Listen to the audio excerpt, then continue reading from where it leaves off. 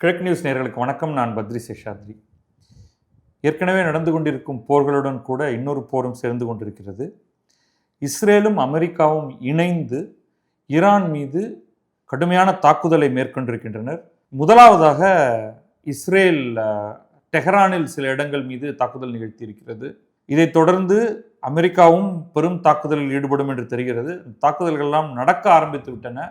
அது குறித்த தகவல்கள் நமக்கு கொஞ்சம் தாமதமாகத்தான் வரும். முக்கியமாக இந்த இரு நாடுகளும், இஸ்ரேலும் அமெரிக்காவும் இணைந்து ஈரானுடைய அணு ஆயுதம், அது சார்ந்த அணுசக்தி சார்ந்த, அணு ஆயுதம் சார்ந்த சில தொழிற்சாலைகளை நோக்கி, இது ஒரு 7-8 இடங்கள் இருக்குனாலும் முக்கியமான 3 இடங்கள் இருக்கின்றன.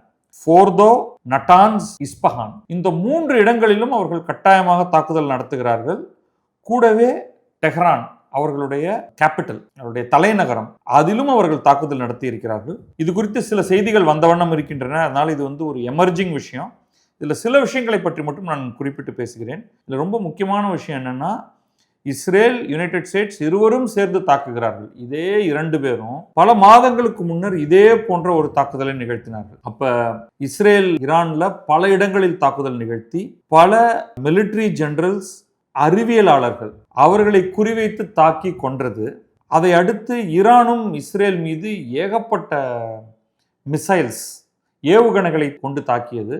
அதற்கு பிறகு இஸ்ரேல் அமெரிக்காவை மிகவும் வற்புறுத்தி மிகப்பெரிய, அதாவது இதுவரை பயன்படுத்தி இராத ஒரு குண்டை வீசி ஒரு குறிப்பிட்ட அணு ஆயுத தளத்தை அவர்கள், அணு ஆயுதமா அல்லது நியூக்ளியர் என்ரிச்மெண்ட் ஃபெசிலிட்டியா அப்படி வைத்துக் கொள்ளுங்களேன், நியூக்ளியர் என்ரிச்மெண்ட் ஃபெசிலிட்டி, அந்த இடத்தை தாக்கி அதை ஒட்டுமொத்தமாக அழித்து விட்டோம் என்று அமெரிக்கா சொன்னார்கள். ஆனால் அது பின்னாடி அதிலிருந்து அவர்கள் ஏற்கனவே ஈரானியர்கள் அங்கே இருக்கக்கூடிய சில பொருட்களையும் கருவிகளையும் வேறு இடங்களுக்கு எடுத்து சென்றிருக்கலாம் என்றும் சில தகவல்கள் நமக்கு கிடைக்கின்றன. இப்போ இந்த விஷயத்துக்குள்ள உள்ள போயிடுவோம். என்ன நடந்திருக்குன்னு பார்த்தா, அசோசியேட்டட் பிரஸ்லேருந்து ஒரு தகவல் வந்திருக்கு. இஸ்ரேலுடைய தாக்குதல் அவங்களுடைய சுப்ரீம் லீடர், ஈரானுடைய சுப்ரீம் லீடர் அயத்துல்லா அலி காமினியுடைய அலுவலகம், அந்த இடத்தில் வீசப்பட்டு அது தரைமட்டமாக்கப்பட்டிருக்கிறது என்று.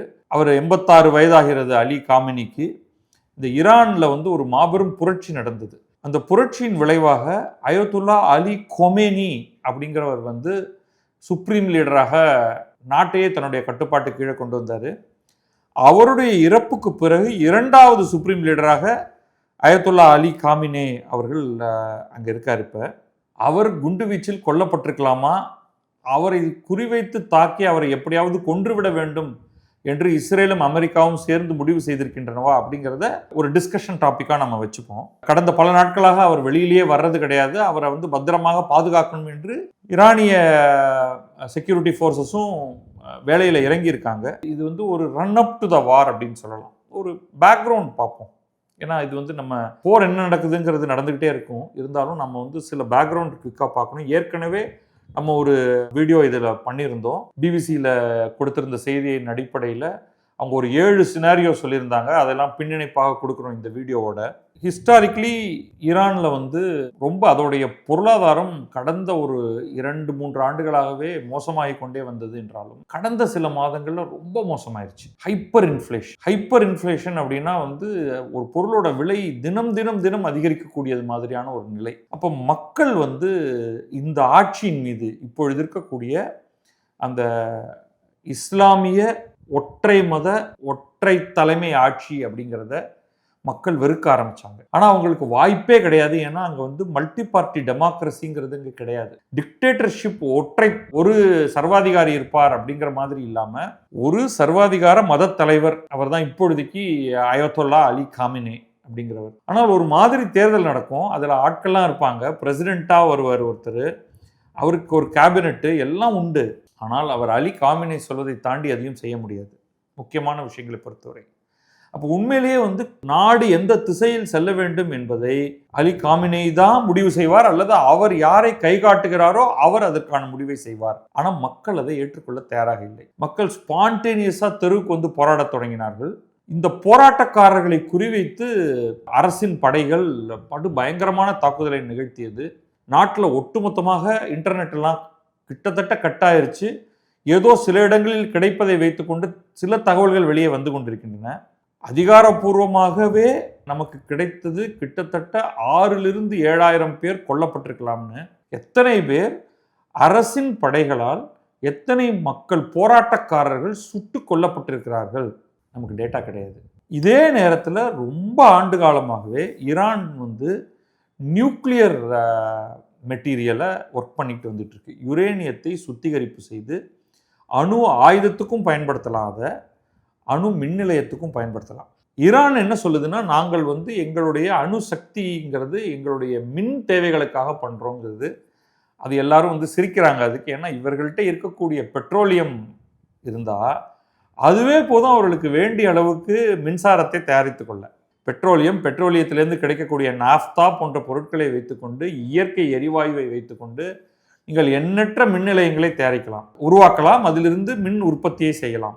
அதை விட்டுட்டு இல்லை எங்களுக்கு ஒன்றுமே இல்லை, நாங்கள் எப்படியாவது அணு மின் நிலையத்தை அமைக்க வேண்டும் அப்படின்னு இவங்க சொல்கிறாங்கன்னா, இதில் முக்கியமாக பல நாடுகள் நம்ப தயாராக இல்லை. அதில் ரொம்ப முக்கியமான பிரச்சனை என்னன்னா, அயத்தோல்லா அலி கொமேனி ஆட்சிக்கு வந்த உடனேயே சொன்னது என்னன்னா, நாங்கள் எங்களுடைய ஐடியாலஜியை இதை உலகமெங்கும் பரப்புவோம் அப்படின்னு அவர் 2-3 பாயிண்ட் அவர் சொன்னார். இந்த இஸ்லாமிக் ரெவல்யூஷனை, இஸ்லாமிய புரட்சியை உலகமெங்கும் அனுப்புவோம் அப்படின்னு சொன்னது, அதை சுற்றி இருக்கக்கூடிய எல்லா இஸ்லாமிய நாடுகள் வயிற்றுலையும் புளிய கரைச்சது. ரெண்டாவது, அமெரிக்கா இஸ் அ கிரேட், ஒரு சாத்தான், ஒரு மாபெரும் சாத்தான், அமெரிக்கா ஒழிய வேண்டும் அப்படின்னு அவர் சொன்னது. இதெல்லாம் நான் சொல்றது 1970களிலிருந்து பல 10 ஆண்டுகளாக நடந்து கொண்டிருக்கக்கூடிய விஷயம் இது. அப்ப இவர்கள் அணு ஆயுதமும் செய்ய ஆரம்பித்து விட்டார்கள் என்றால், உலகத்துக்கு இருக்கிற பயம், உலகத்துக்கு இருக்கோ இல்லையோ அமெரிக்காவுக்கு இருக்கிற பயம், அந்த அணு ஆயுதத்தை அவர்கள் பயன்படுத்துவார்கள்ங்கிறது தான். இன்றைக்கு அணு ஆயுதம் வைத்திருக்கிறவர்கள் எல்லாருமே அதை வைத்து பயம் காட்டி கொண்டிருக்கிறார்களே ஒழிய யாருமே பயன்படுத்த மாட்டார்கள் அப்படிங்கிறது தான் பொதுவான நம்பிக்கை.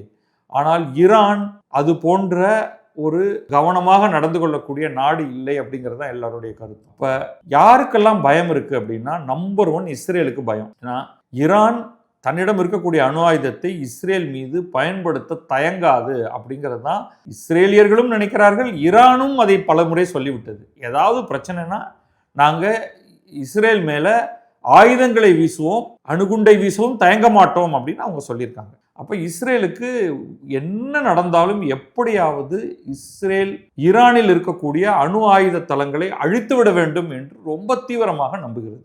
இப்போ அதில் ட்ரம்புடைய அமெரிக்கா சேர்ந்து கொண்டிருக்கிறது. இதற்கு முன்னால வேற எந்த பிரசிடென்ட்டும், ஈரான்ல ரெவல்யூஷன் நடக்க ஆரம்பிச்சது ஜிம்மி கார்ட்டர் அப்படிங்கிறவர் அமெரிக்க பிரசிடென்ட்டாக இருந்த பொழுது, ஜிம்மி கார்ட்டரில் தொடங்கி அதற்கு பிறகு ரொனால்டு ரீகன் வந்தார். அப்படியே வரிசையாக பலர் பிரசிடென்ட்டாக வந்திருக்காங்க. அவர்கள் யாருமே ஈரானை ஒரு இருக்கிற பிரச்சனைக்கு நடுவில் நம்ம நேரடியாக ஈரான் மீது மோத வேண்டாம் என்று நினைத்தவர்கள் தான். ஆனால் ட்ரம்ப் குண்டுகளை வீசி தாக்கியது ஒரு பெரிய ஆச்சரியம் இஸ்ரேலோடு சேர்ந்து கொண்டு, இப்போ முழு மூச்சாக தன்னுடைய படைகளில் பெரும் பகுதி படைகளை ஈரானை நோக்கி அனுப்பித்து இப்பொழுது இன்றைக்கு தாக்குதலையும் ஆரம்பித்து விட்டார். அப்படிங்கிறது ஒரு அவுட்லேயர். ஏன்னா பொதுவாக ஒரு அமெரிக்கா பிரசிடென்ட் தேவையில்லாமல் இது போன்ற பிரச்சனைகளில் ஈடுபட மாட்டாங்க. ஈஸியாக செய்யக்கூடிய காரியங்களை வேணால் செய்வாங்களே தவிர இந்த இடத்துல ஒரு முகாந்திரம் இல்லை. ஆனால் அவர் அதை எதை பற்றியும் கவலைப்படலை. இஸ்ரேலோடு சேர்ந்து கொண்டு தாக்குதல் நடத்துகிறார். இப்போ என்ன பேசிட்டு இருந்தாங்கன்னா, கடந்த சில நாட்களாக என்ன பிரச்சனையாக இருந்தாலும் அதற்கு அமெரிக்கா தரப்பிலிருந்து இப்பொழுது ஆஜராகி அதில் ஒரு பேச்சுவார்த்தை நடத்தக்கூடிய ஸ்டீவ் விட்காஃப் அப்படிங்கிறவரும், ஜாரட் குஷ்னர் அப்படிங்கிற ட்ரம்புடைய மருமகன், ட்ரம்புடைய மகளுடைய கணவன், இவங்க 2 பேரும் ஈரானோடு ஒரு பேச்சுவார்த்தை ஆரம்பித்தார்கள். அந்த பேச்சுவார்த்தையில் அவங்க முதல்ல சொன்னது, நீங்கள் ஒட்டுமொத்தமாக உங்களுடைய யுரேனியம் என்ரிச்மெண்ட் ப்ரோக்ராமை நிறுத்தணும், உங்களிடம் எந்த அணு ஆயுதம் இருந்தாலும் அதை திரும்ப கொடுக்கணும், அதை அழித்து விட வேண்டும், அணு சக்தி என்று நீங்கள் அணு மின்சார நிலையங்கள் எதையும் அமைக்கக்கூடாது, உங்ககிட்ட அணு ஆயுதம் தொடர்பான எதுவுமே இருக்கக்கூடாது அப்படிங்கிறது தான் அமெரிக்காவுடைய கோரிக்கை. அதை ஈரான் ஏற்றுக்கொள்ள தயாராக இல்லை. நேற்று வரைக்கும் இது முன்ன பின்ன பேச்சுவார்த்தைகள் நடந்துகிட்டே இருக்கு. அடுத்த கட்ட பேச்சுவார்த்தை அடுத்து ஜெனீவால மீண்டும் ஆரம்பிப்பதாக இருந்தது திங்கட்கிழமையிலிருந்து.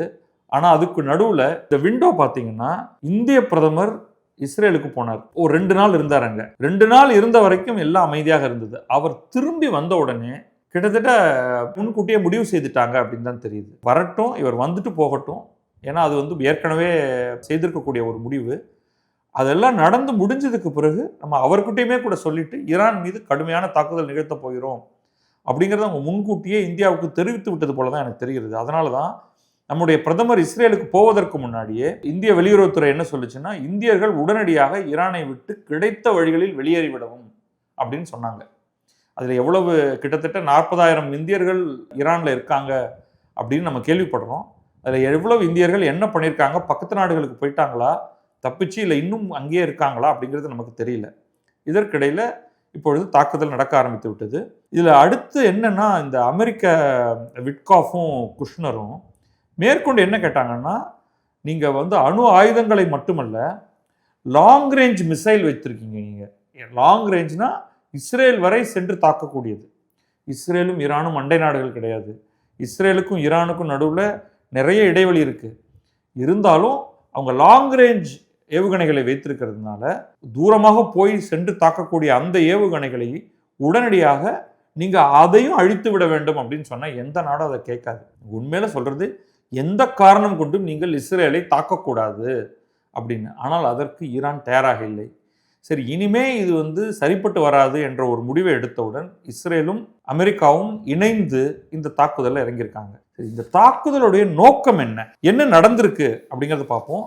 இஸ்ரேல் தாக்குதலை நிகழ்த்தின உடனே இஸ்ரேலுடைய டிஃபென்ஸ் மினிஸ்டர் இஸ்ரேல் காட்ஸ், அவர் பேரும் இஸ்ரேல் தான், இஸ்ரேல் காட்ஸ் அப்படிங்கிறது அவர் பேரு. அவர் என்ன சொல்லியிருக்காருன்னா, நாட்டில் அதாவது இஸ்ரேலில் உடனடியாக நாடு முழுவதும் எமர்ஜென்சி அவசர நிலை தொடரப்படுகிறது அப்படின்னு சொல்லிட்டு, நாங்கள் வந்து ஈரான் மீது தாக்குதலை ஆரம்பித்து விட்டோம். Preemptive strike. State of Israel has launched a preemptive strike. Preemptive ஸ்ட்ரைக்னா அவர்கள் எங்கள் மீது தாக்கி விடாமல் இருப்பதற்காக முன்கூட்டியே அவர்களை நாங்கள் தாக்குகிறோம் அப்படின்னு அவர் சொல்லிட்டார். அதுதான் முதல் தாக்குதல். அது வந்து சென்ட்ரல் தெஹ்ரானுடைய மையப்பகுதியில் 3 பெரும் குண்டுவெடிப்புகள் நிகழ்ந்ததாக. இந்த சத்தத்தை கேட்டா இது வந்து ஒரு மிசைல் மூலமாக, அதாவது விமானங்கள் பறந்து மேலிருந்து குண்டுகளை போடல, தொலை தூரத்தில் இருந்து ஏவுகணைகள் தாக்கி குறிப்பிட்ட இடங்கள் மீது மோதி இருக்கின்றன அப்படிங்கிறது நமக்கு தெரியுது. ஈரான் கவர்மெண்ட் உடனடியாக எதுவும் சொல்லலை. ஈரான் உடனடியாக பதிலுக்கு தாக்குமா அல்லது சுற்றி இருக்கக்கூடிய பல்வேறு நாடுகளில் இருக்கக்கூடிய அமெரிக்க தளங்களை தாக்குமா அப்படிங்கிறது நமக்கு தெரியல. இது வந்து இரவு நேரத்தில் இந்த தாக்குதல் நடந்திருக்கு அப்படிங்கிறது ஞாபகம் வைத்துக் கொள்ளுங்கள். அடுத்தது வந்து அவங்க இஸ்ரேல் வந்து தங்களுடைய நாட்டில் இருக்கக்கூடிய மக்கள்கிட்ட என்ன சொல்லியிருக்காங்கன்னா, இஸ்ரேல் மிலிட்ரி எல்லோரும் உங்கள் மீது ஏவுகணைகள், ஈரானிய ஏவுகணைகள் வந்து விழலாம், அதற்கு ஏற்ற மாதிரியான தயாரிப்புகளை மேற்கொள்ளுங்கள் அப்படின்னு தங்கள் மக்கள்கிட்ட சொல்லிட்டாங்க. இப்போ இஸ்ரேல் வீடுகள் எல்லாத்துலேயும் பார்த்தீங்கன்னா ஒரு நிலவரை இருக்கு, ஒரு சுரங்கம் இருக்கு. அவங்க வீடு கட்டும் பொழுதே தரைத்தளத்துக்கு அடியில் ஒரு சுரங்கப்பகுதி, ஒரு அறை கட்டிடுறாங்க. ஏன்னா குண்டு வீசி தாக்கும் பொழுது நீங்கள் மேலே இருந்தீங்கன்னா நிச்சயமாக உங்கள் வீட்டில் வந்து விழுந்ததுன்னா ஏவுகணை, உங்கள் வீடு அழியும், நீங்களும் சேர்ந்து இறந்து போவீர்கள். ஏவுகணைகள் தாக்க ஆரம்பித்து விட்டன, அது வானில் பறக்க ஆரம்பிச்சிருச்சுனாலே இஸ்ரேல் உடனடியாக ஒரு பெரிய எந்த நகரை நோக்கி வருகிறதுன்ட்டு அந்த நகரில் ஒரு பெரிய அலாரம் அடிக்க ஆரம்பிச்சு. உடனே மக்கள் எல்லாம் எந்த வீட்டில் அவங்க உட்காந்து பேசிட்டு இருக்காங்களோ நண்பர்கள், அவங்க வந்து உடனடியாக இந்த நிலவரையில் போய், அது ரொம்ப குண்டு துளைக்க முடியாத கடினமான கான்கிரீட்டும் ஸ்டீலும் வச்சு கட்டியிருப்பாங்க, அது உள்ளுக்குள்ளே போய் அவங்க உட்காந்துருவாங்க. திருப்பி அவங்களுக்கு வந்து மெசேஜ் வந்து அந்த ஏவுகணை தாக்குதல்கள்லாம் நிர்ணயிச்சு மீண்டும் மேலே வாங்க அப்படின்னா தான் அவங்க வருவாங்க. இது ஒன்று. ரெண்டாவது, இஸ்ரேல் வந்து அயர்ன் டோம்னு ஒரு டெக்னாலஜி இருக்குது. அதை பற்றி நான் ஒரு 2 நாளைக்கு முன்னாடி பேசும்பொழுது கூட நான் சொல்லியிருந்தேன். அந்த அயர்ன் டோம் டெக்னாலஜி இந்தியா இஸ்ரேல் 2 பேரும் ஒப்பந்தங்கள் மூலமாக இந்தியா அதை இஸ்ரேலிடமிருந்து பெற முடியுமா அப்படின்னு பார்த்துக்கிட்டு இருக்குன்னு.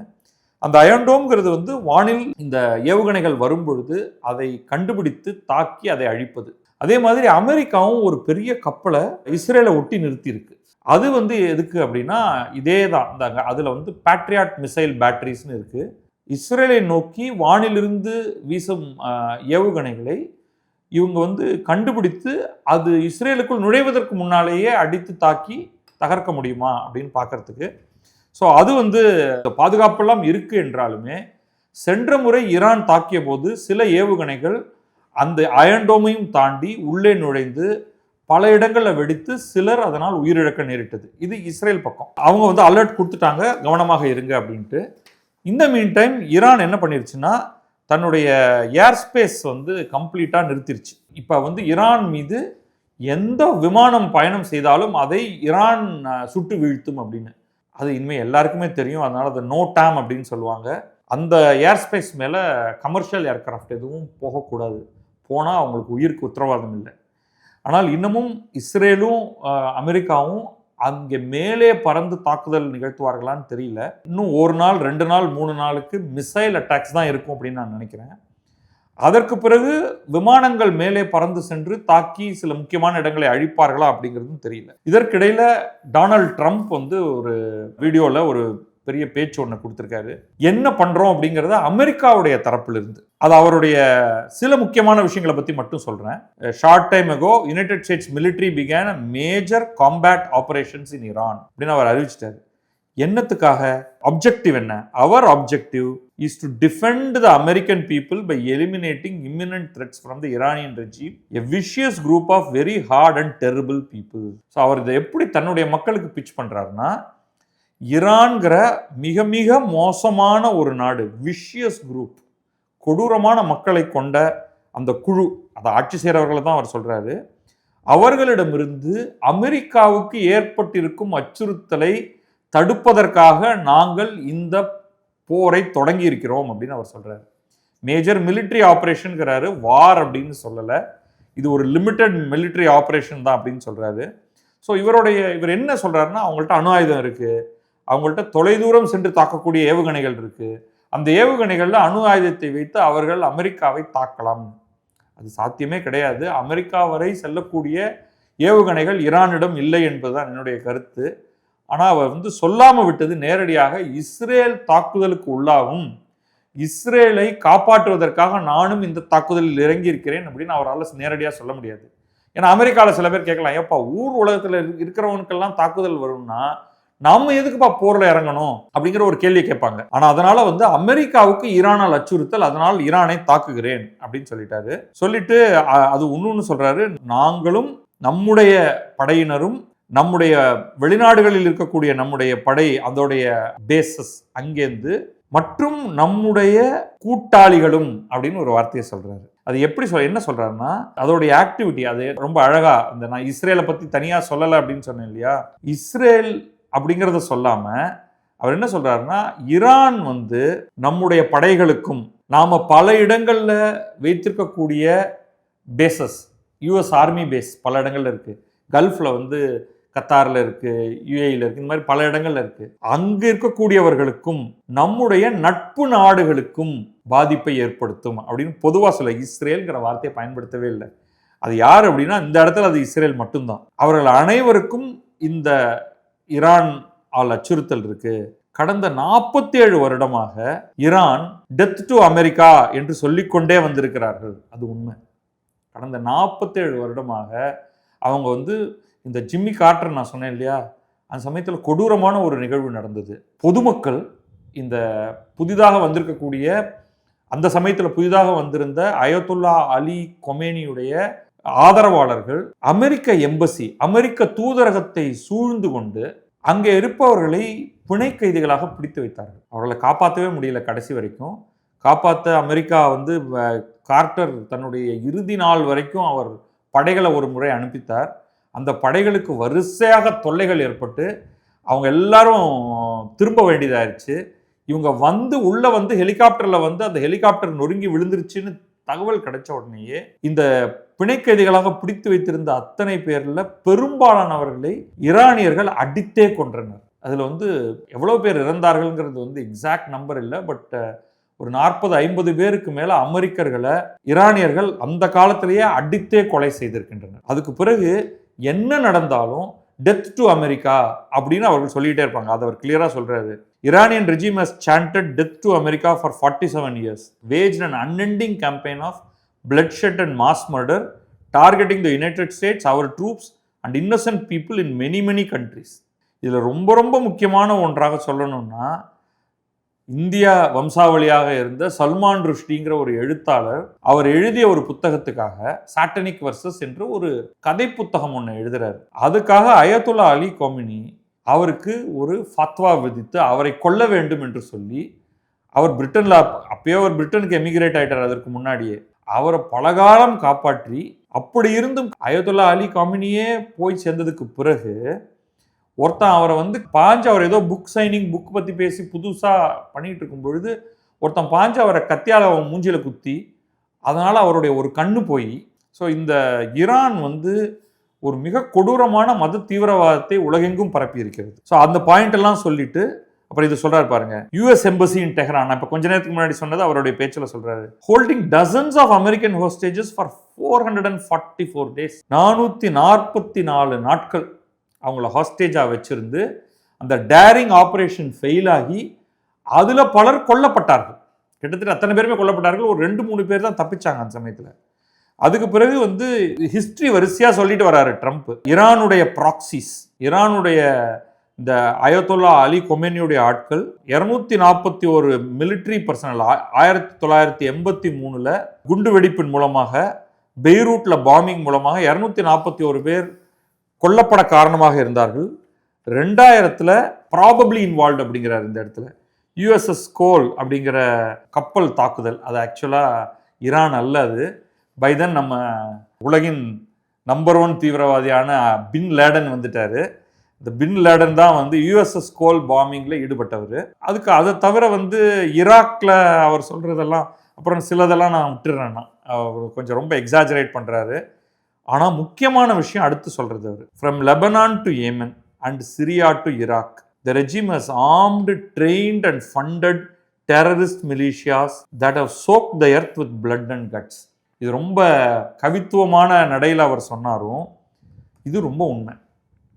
ஹமாஸ், பாலஸ்தீனில் ஹமாஸ், லெபனானில் ஹிஸ்புல்லா, ஏமனில் ஹவுத்தி, சிரியாவில், இவர்கள் அத்தனை பேருக்கும் பணம் ஆயுதம் கொடுத்து இந்த பகுதிகள் எல்லாவற்றிலும் அதை ரத்தத்தில் மிதக்க வைக்க முக்கிய காரணமாக இருந்தது ஈரான் என்றால் அதில் மாற்று கருத்தே இல்லை. அடுத்து ஸ்டெப் பை ஸ்டெப்பாக சொல்றாரு, ஈரான் ப்ராக்சியான ஹமாஸ் அக்டோபர் 7, 2023 இஸ்ரேல் மீது மிக கொடூரமான தாக்குதல் நிகழ்த்தி 1000 பேருக்கு மேல் இறப்பதற்கு காரணமாக இருந்தது. அதில் 46 அமெரிக்கர்கள் அதில் அடக்கம். அதுக்கு பிறகு அவங்க 12 பேரை ஹாஸ்டேஜா எடுத்துட்டு போனாங்க. இட் வாஸ் ப்ரூட்டல் அப்படின்னு அந்த ஒரு பாயிண்ட்டை சொல்றாரு. சொல்லிட்டு இப்படி வந்து இதை இந்த மாதிரி நிறையா சொல்லலாம். அதை விட முக்கியமானது, அவர்கள் கையில் அணு ஆயுதம் இருக்கிறது. அந்த அணு ஆயுதம் அவர்களிடம் இருக்கவே கூடாது. அதன் காரணமாகத்தான் நாங்கள் ஆப்ரேஷன் மிட் நைட் ஹேமர் என்ற ஒன்றை நாங்கள் போன ஜூன் மாதம் பண்ணோம், 2025 ஜூனில் பண்ணோம்.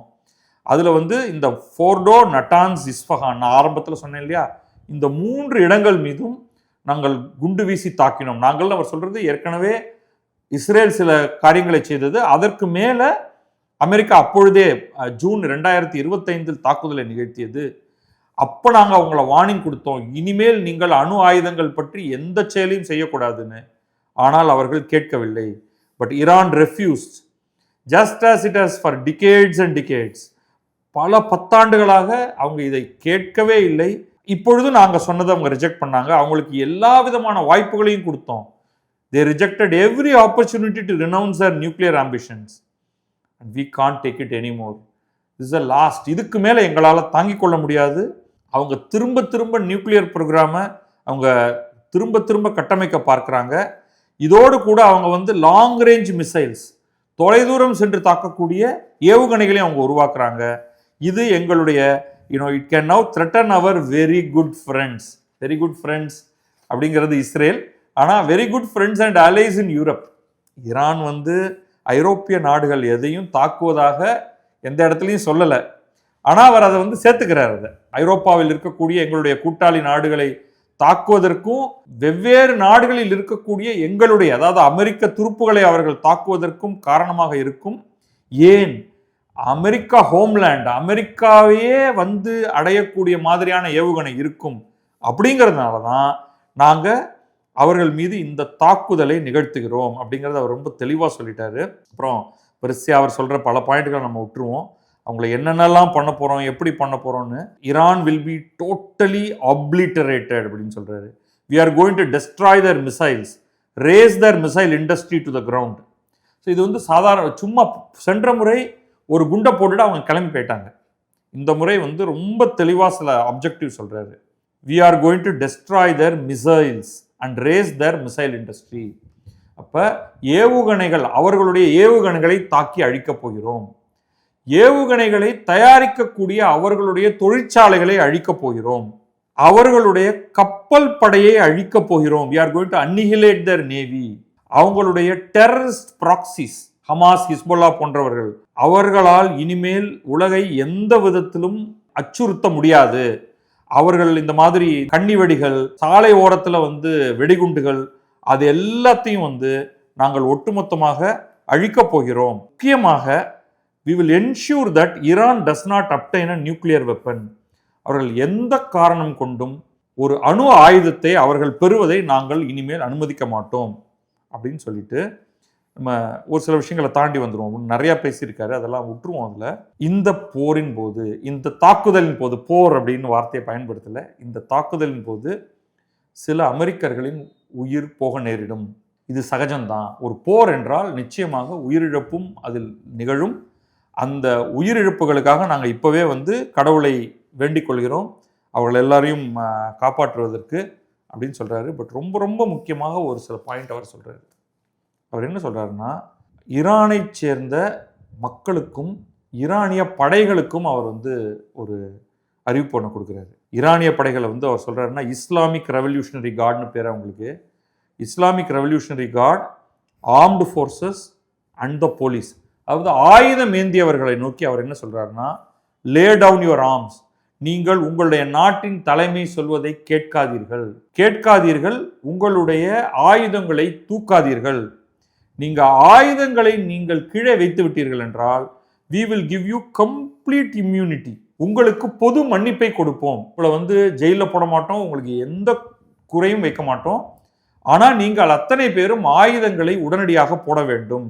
இல்லைன்னா கட்டாயமாக உங்களுக்கு மரண தண்டனை தான், கொலை தான் அப்படின்னு சொல்லிட்டாரு. Lay down your arms, you will be treated fairly with total immunity or you will face certain death அப்படின்னு சொல்லிட்டு, இன்னொரு பக்கம் அவர் என்ன சொல்றாருன்னா, அங்கே இருக்கக்கூடிய மக்களுக்கு, இங்கே பாருங்க, இதுதான் உங்களுக்கு ஒரே வாய்ப்பு. when we are finished, வெளியில் வராதீர்கள். முதல்ல அவங்க என்ன சொல்றாங்கன்னா, மக்களே, to the great proud people of Iran, மக்களே, நீங்கள் இன்று இரவு முதல் வெளியில் வராதீர்கள், உங்கள் வீட்டை விட்டு வெளியே வராதீர்கள். Do not leave your home. வெளியே மிகவும் ஆபத்தாக இருக்கிறது, எங்கிருந்து வேண்டுமானாலும் குண்டுகள் விழலாம்.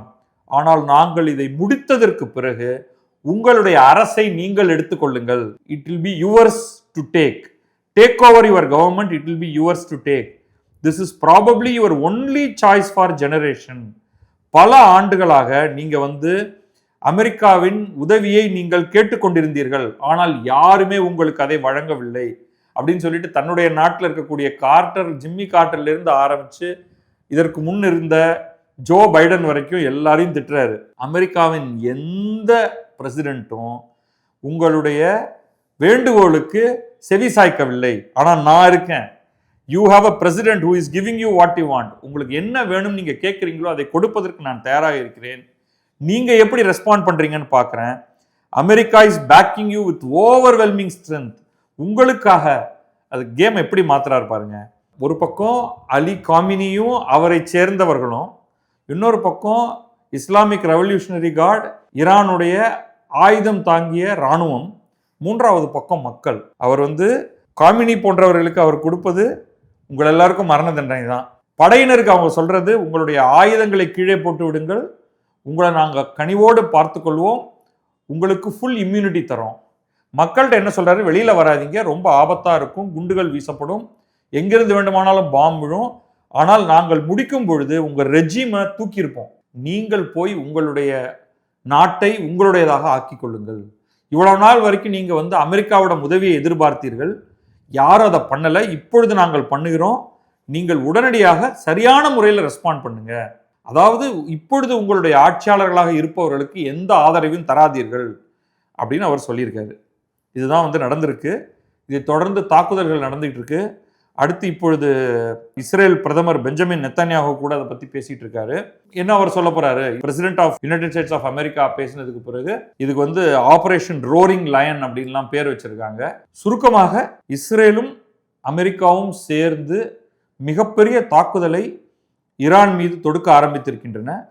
அவருடைய நோக்கம் அணு ஆயுதங்களை முழுமையாக அழிப்பது நம்பர் 1, தொலைதூர ஏவுகணைகளை அழிப்பது, ஏவுகணை தயாரிக்கும் தொழிற்சாலைகளை அழிப்பது 2வது, 3வது இன்றைக்கு ஆட்சியில் இருப்பவர்களை ஒட்டுமொத்தமாக அழிப்பது, நாட்டை, அதாவது அந்த நாட்டின் தலைமையை முழுவதுமாக மாற்றுவது, ரெஜிம் சேஞ்ச் ஆபரேஷன் அப்படின்னு சொல்லுவோம். இந்த 3ஐ அடிப்படையாக வைத்து இந்த போர் நடக்க ஆரம்பித்திருக்கிறது. இதோடைய விளைவுகள் எப்படி இருக்க போகின்றன? அமெரிக்காவும் இஸ்ரேலும் தங்களுடைய குறிக்கோளை அடைவார்களா? ஈரானிய மக்களுடைய ஆதரவு அவர்களுக்கு இருக்குமா? ஈரானிய படைகள் மக்களுடன் சேர்ந்து கொண்டு தங்களுடைய நாட்டின் தலைமையை, அந்த இஸ்லாமிய மதகுருமார்கள் ஆட்சியிலிருந்து வெளியே வருவார்களா? அது எல்லாவற்றையும் வரக்கூடிய நாட்களில் என்ன நடக்கின்றது அப்படிங்கிறத தெளிவாக உங்களிடம் எடுத்துச் செல்கிறேன். வணக்கம், நான் பத்ரி சேஷாத்ரி. இது கிழக்கு நியூஸ்.